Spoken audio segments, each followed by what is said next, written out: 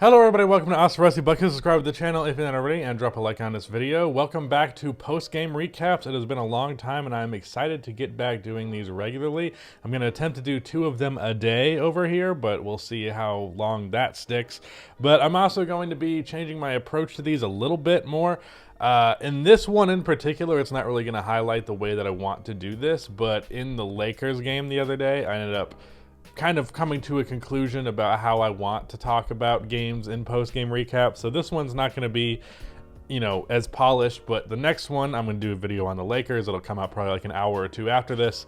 Then you'll get an idea of it. But I'm going to aim to get clips in here. So if I see a particular play, I'll highlight it and show it in the video, things like that. And also taking notes. I'm going back to taking notes. My commentaries are much better when taking notes. So I'm just trying to improve the quality of these post-game recaps overall, so that you're actually getting quality content. So with all that said, let's talk about Sixers versus Celtics.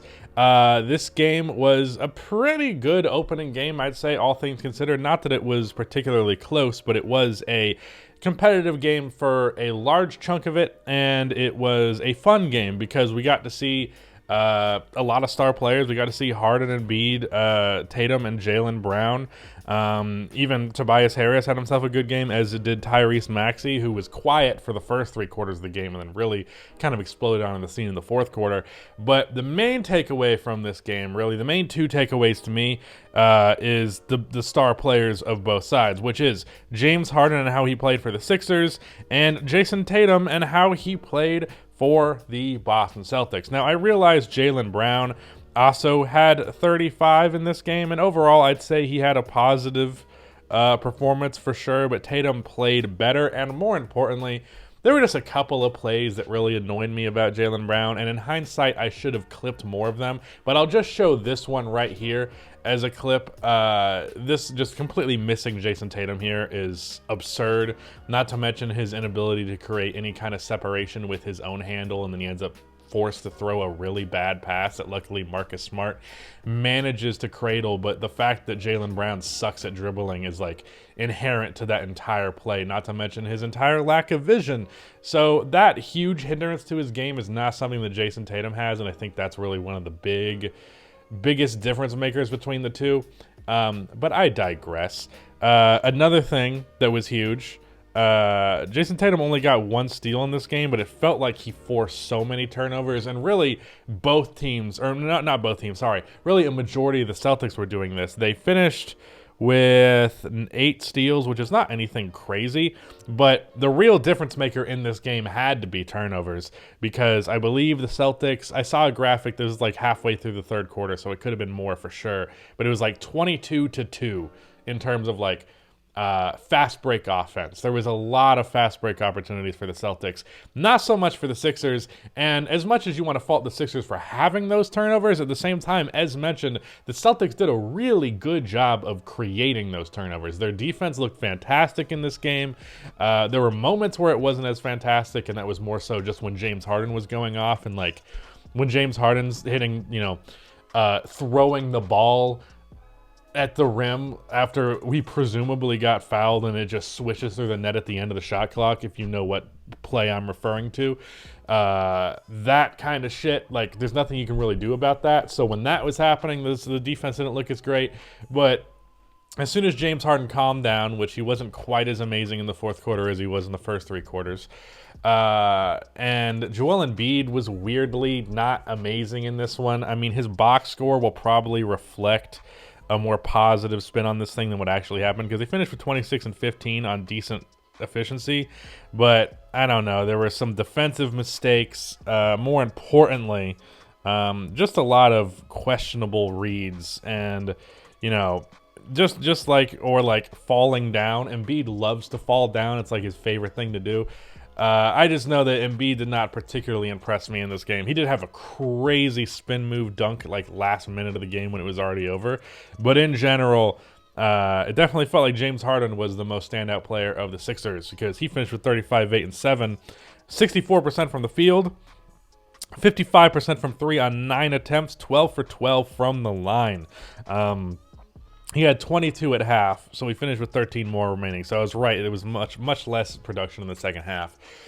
But either way, fucking 35, 8, and 7 from James Harden is brilliant. I mean, that's basically what he averaged for one season, which is crazy to factor in here. But he looked like prime James Harden in this opener. Now, I know that he did look really good with the Nets when he first joined them, and it was like basically the season opener for them because he was just not trying on the Rockets.